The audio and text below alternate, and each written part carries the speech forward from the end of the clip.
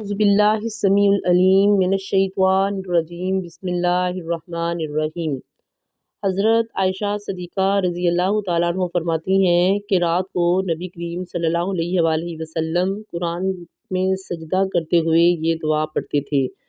सजदा वजहिया लिल्लज़ी खलक़हु व शक्का समअहु व बसरा बिहौलिही व कुव्वतिही। इसकी तर्जमा कुछ यूँ है, इसका मेरा चेहरा जो है इस ज़ात के लिए सजदा-ए रेज़ है जिसको इसने पैदा किया अपनी ताकत और कुव्वत से, इसके कान और आँखें बनाई। इसके बाद एक और आगे इसकी दुआ का हिस्सा है वो पढ़ा करते थे, फ़तबारकल्लाहु अहसनुल खालिकीन। बहुत बरकत वाली है वो ज़ात जो बेहतरीन तख्लीक करने वाली है। तो आज कल चूँकि कुरान मजीद जो है हर कोई ही पढ़ता है, पूरे साल में तो शायद ही कोई पढ़े, लेकिन रमज़ान की ये फजीलत और बरकत है कि इस महीने के बीच में सारे ही तकरीबन थोड़ा या ज़्यादा कुरान मजीद पढ़ते हैं। तो कुरान मजीद पढ़ते हुए आपने देखा है कि कुरान मजीद में 14 सजदे मुख्तलिफ सूरतों के बीच में आते हैं। तो उसके बीच में लोगों के अंदर बहुत इब्हाम पाया जाता है कि वो किस तरीके से किया जाए। सबसे पहले तो ये है कि जहाँ आप बैठे हों आप वहाँ पे बैठे बैठे ही सजदा कर सकते हैं। इसके लिए ज़रूरी नहीं है कि आप जो है वो स्पेशल मसल्ले के ऊपर नमाज की तरह का सजदा करें। जहाँ पे आप बैठे हों इसमें जो उलमा कराम हैं उनका इस बात पे भी इक्तफ़ा है कि आपका रुख जिस तरफ भी हो उस तरफ बैठ के आप सजदा कर सकते हैं।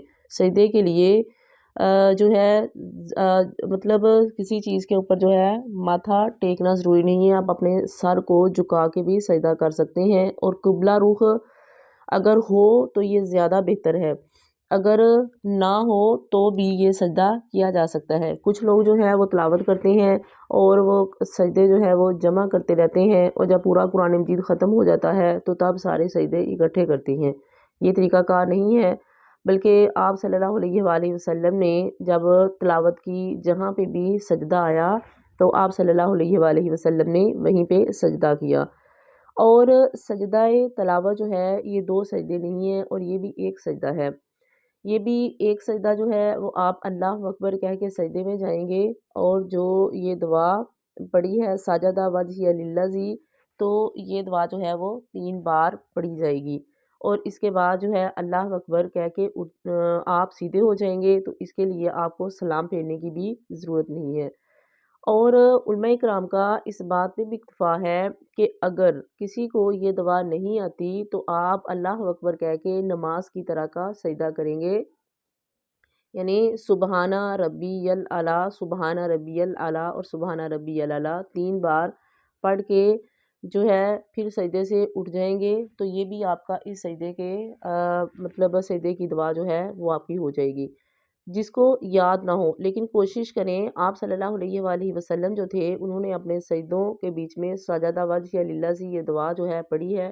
तो ये कोई ज़्यादा बड़ी दुआ नहीं है, छोटी सी दुआ है। और फिर देखें कि इतनी खूबसूरत दुआ है कि इंसान जो है अपने रब के सामने क्या रिक्वेस्ट करता है कि या अल्लाह मैंने अपना जो जिस्म का बेहतरीन हिस्सा जो है, मुँह जो है इंसान का, वहीं से इंसान जो है कलाम करता है, वहीं से इंसान अपने मुंह से ही इंसान देखता है, यहीं पे अल्लाह ने कान लगाए हुए हैं, यहीं से सुनता है। तो क्या है कि या अल्लाह मैंने अपना चेहरा जो है सिर्फ़ और सिर्फ़ तेरे लिए सजदा रेज़ कर दिया, ज़मीन के ऊपर रख दिया, सिर्फ़ तुझको खुश करने के लिए। सिर्फ जिसने कि अल्लाह ताला ने पैदा किया है अपनी ताकत और कुव्वत से, फिर इसके ने कान और आँखें भी बनाई हैं, यानी कि अल्लाह रब्बुल इज़्ज़त तूने ही मेरा जो मुँह ये बनाया है, तूने ही मुझे पैदा किया है, इसकी कान भी बनाए, इसकी आँखें भी बनाई। किससे बनाए? अपनी ताकत और कुव्वत से बनाए हैं। कि क्या कोई इंसान जो है वो कुछ बना सकता है? कोई इंसान जो है वो कुछ भी नहीं बना सकता। अगर कोई बनाने वाली ज़ात है तो अल्लाह ताला की है। तो हमें चाहिए कि हम जो है ये वाली हदीस जो है दुआ है लाज़मी याद करें, क्योंकि ज़ाहिर है अब हम मुसलमान हैं और कुरान मजीद पढ़ते हैं।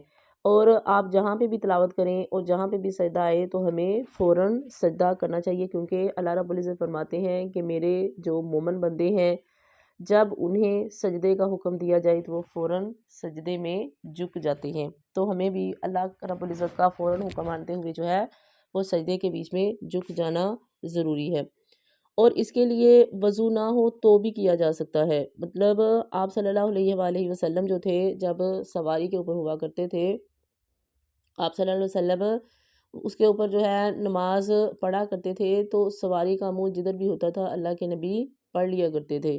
ایسے ہی مطلب جو لوگ سفر کرتے ہیں تو بھی مطلب اگر وہ بیٹھے ہوئے ہیں گاڑی میں، نماز کا ٹائم ہو گیا ہے یا کوئی نوافل وغیرہ ادا بھی کرنا چاہتے ہیں تو بھی وہ اس میں پڑھ سکتے ہیں، اور سواری کے اوپر بیٹھ کے ضروری نہیں، اس میں بھی یہ ضروری نہیں ہے کہ آپ نیچے تک اپنا منہ لے کے آئیں، بلکہ آپ رکوع کے لیے تھوڑا سا جھکیں گے اور سجدے کے لیے اسے زیادہ جھکیں گے۔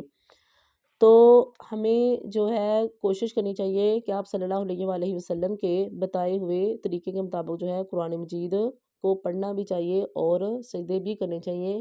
یہ جو اکٹھے سجدے کرنے والی بات ہے تو یہ مناسب نہیں ہے، نہ ہی جائز ہے، کیونکہ ہم ایک طویل عرصے سے دیکھتے آتے ہیں کہ لوگ جو ہیں وہ سجدہ قرآن مجید جہاں تلاوت کر رہے ہوں وہ سجدہ وہاں پہ نہیں کرتے، صرف اس لیے نہیں کرتے کہ وہاں مطلب ان کو قرآن مجید ایک سائڈ پہ رکھ کے پھر زمین کے اوپر جو ہے وہ سجدہ دینا پڑتا ہے، تو اس لیے وہ سجدوں کو جمع کرتے ہیں کہ بعد کے بیچ میں سہولت اور آسانی سے جو ہے وہ سارے سجدے اکٹھے مسلح بچھا کے جو ہے زمین کے اوپر کر سکیں۔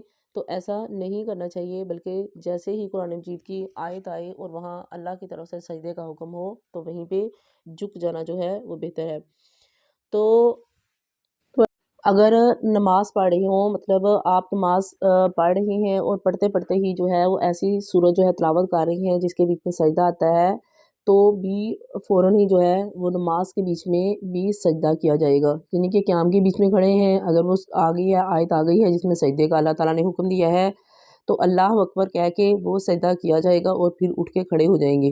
پھر جو ہے وہ مطلب جیسے اس رکعت کے بیچ میں جو ہے سجدے کے بیچ میں جانا ہے وہ روٹین کے مطابق جائیں گے۔